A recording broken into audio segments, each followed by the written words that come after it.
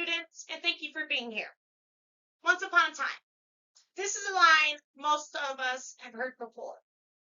So I'd like to invite you to dive into a topic as ancient as humanity itself, yet just as relevant today: the power of storytelling. As author Philip Pullman once said, after nourishment and shelter, stories are what we need most in the world. Stories have been our constant guardians, guiding us through human existence. They have the power to educate, entertain, and inspire. But beyond this, stories have the ability to connect us. Think of Dr. Martin Luther King, whose devastating tales of injustice still create change in the world today.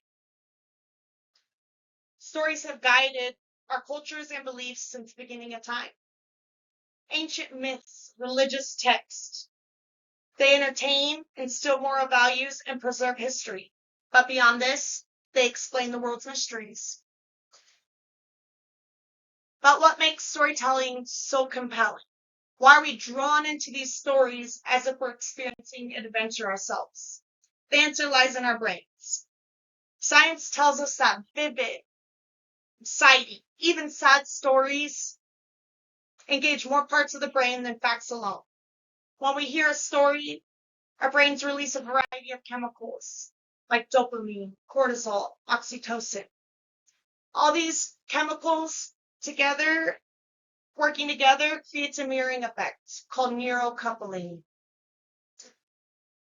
This is why we're able to experience sights, sounds, even tastes when reading a book.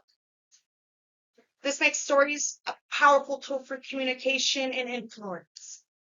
Has anyone ever heard the saying, the best storyteller wins, especially in politics? But in education, storytelling is an invaluable tool. It helps with learning and memory. Simple songs and poems turn boring information into relatable, memorable tales.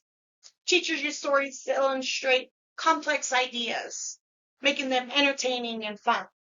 Think about stories like Beauty and the Beast, where the beautiful damsel falls for the ugly beast, teaching us not to judge a book by its cover and not to judge people by the way they look. For Little Red Riding Hood, when the little girl's frolicking through the forest, delivering stuff to her grandma, she comes across the wolf and tells him about what she's doing. The information she provides the wolf gives him the opportunity to eat not only her grandma, but her as well, teaching children for generations not to talk to strangers. These are valuable life lessons taught through simple and entertaining tales.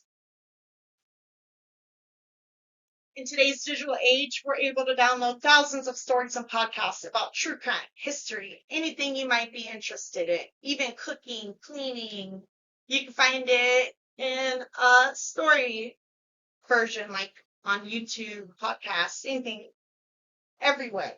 Storytelling is everywhere. It's the cornerstone of media.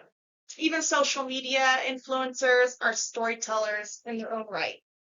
The art of storytelling is evolving, but its essence remains unchanged.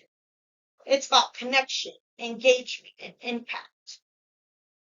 Now, I'd like to leave you thinking about how stories have shaped your past, how they influence our future and our present. I encourage each of you to tell your stories with power and emotion, to listen to the stories of others with empathy and openness. Because in our shared experiences, we find common grounds, understanding, and inspiration. Thank you guys for listening and have a great evening.